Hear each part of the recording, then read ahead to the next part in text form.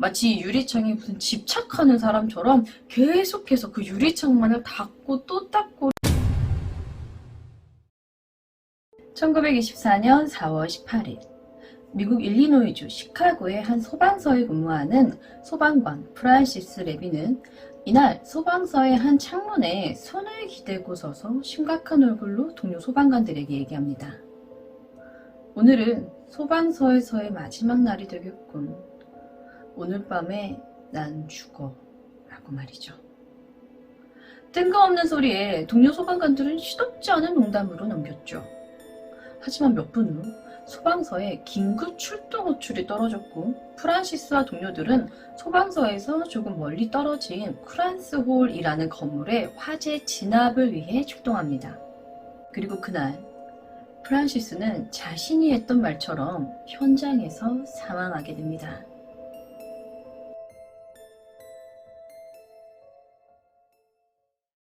이 프란시스 레비는 평소 자신이 소방관이라는 거에 매우 자랑스럽게 생각했고 또 자신의 일을 매우 사랑하는 사람이었다고 해요. 성격도 매우 좋아서 동료들과의 유대관계도 좋았으며 힘든 현장 일에도 항상 웃는 얼굴이었다고 합니다. 그런데 1924년 그 언제부터인가 점점 조금씩 전과는 다르게 무언가 좀 이상하게 좀 변한 느낌이 들기 시작하는데요. 털털하고 이해심 많던 그의 모습과 다르게 뭐랄까 좀 까다로워졌다고 할까요?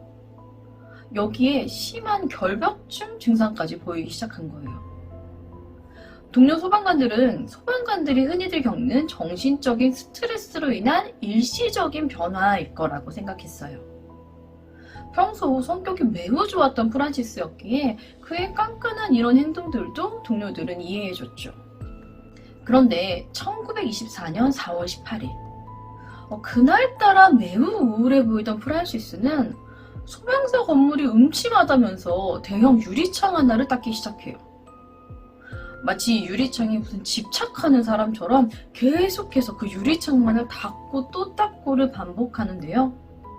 그러더니 갑자기 뒤를 돌아 동료들에게 이런 얘기를 해요. 저기 프란시스 홀 있잖아. 거기 곧 대형 화재가 발생할 거야. 지금 빨리 출동해야 해. 라며 횡설수설 얘기를 하면서 지금 빨리 출동하지 않으면 내가 죽게 될 거야. 라는 얘기를 하는 겁니다.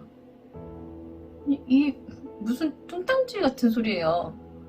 여기 소방서에서 프란시스홀이라는 건물까지는 꽤 거리가 있었고 절대 이 소방서에서 그 건물이 보이지 않았어요. 게다가 밖에는 연기조차 보이지 않는데 프란시스는 대형 화재가 발생했어도 아니고 곧 대형 화재가 발생할 것이라 얘기를 하니 동료들은 그저 요즘 좀 이상해진 프란시스가 걱정스러울 뿐이었죠. 당장 출동해야 한다는 자신의 얘기에도 동료들이 꼼짝도 하지 않자 포기했는지 프란시스는 자신이 닦던 이 창문에 손을 기대고 동료들에게 얘기합니다.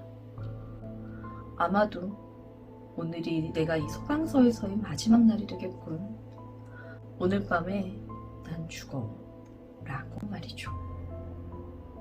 그의 말을 동료들이 대수롭지 않게 넘기던 그때쯤 갑자기 화재 발생 출동 호출이 울렸고 프란시스와 그의 동료 소방관들은 화재가 난 곳으로 출동합니다.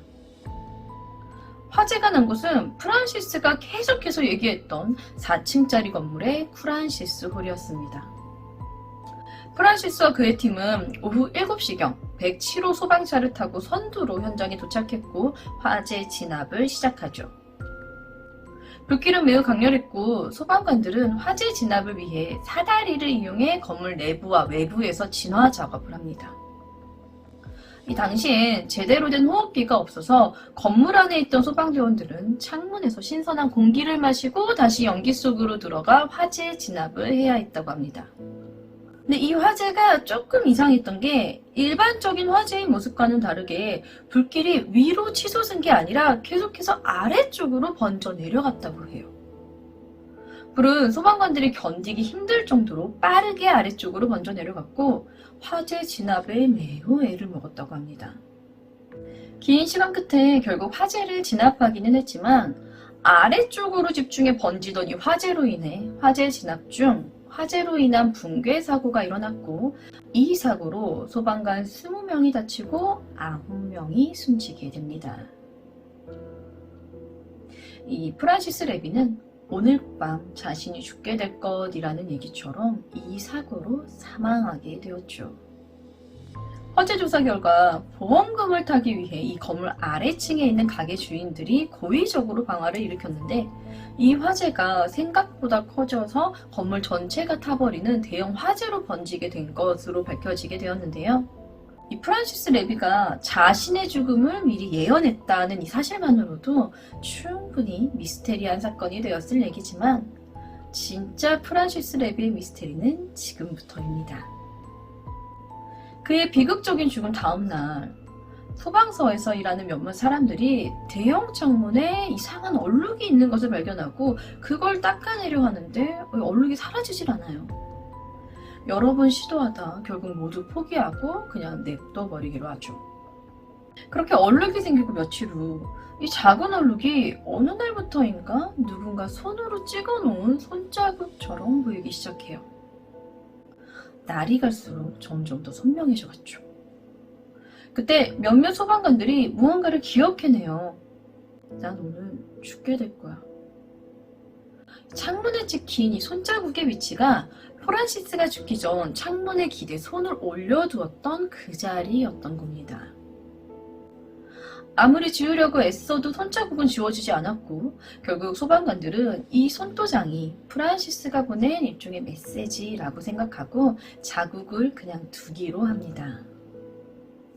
그렇게 무려 20년 동안이나 이 손자국은 지워지지 않은 채 창문에 남아 있었는데, 1944년 한 신문 배달 소년이 던진 신문에 유리창이 깨지게 되면서 손자국이 사라지게 되었다고 합니다. 이번 이야기는 소방서의 손자국이었는데요.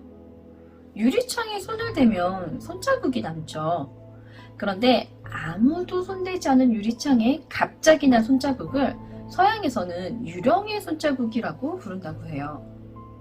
이 유령 손자국이 목격된 사례는 지금까지 사실 굉장히 많지만, 이 소방서에 남은 프란시스 레비의 손자국은 가장 안타까운 유령의 손자국이라고 알려져 있다고 합니다. 자신의 죽음을 예언한 그날, 과연 프란시스는 창문 너머 무엇을 봤던 것일까요? 1924년 4월 18일, 창문에 손을 대고 기대 자신의 죽음을 미리 예견했던 소방관 프란시스 레비. 그리고 그의 사망 다음 날, 그가 기대고 섰던 그 자리에 갑자기 생긴 손자국 하나가 20년 동안 지워지지 않은 채 소방관에 남아있었던 세계에서 가장 안타까운 유령의 손자국, 프란시스 레비 유령의 손자국 이야기는 여기까지입니다. 저는 뉴스패치의 뉴스였습니다. 감사합니다.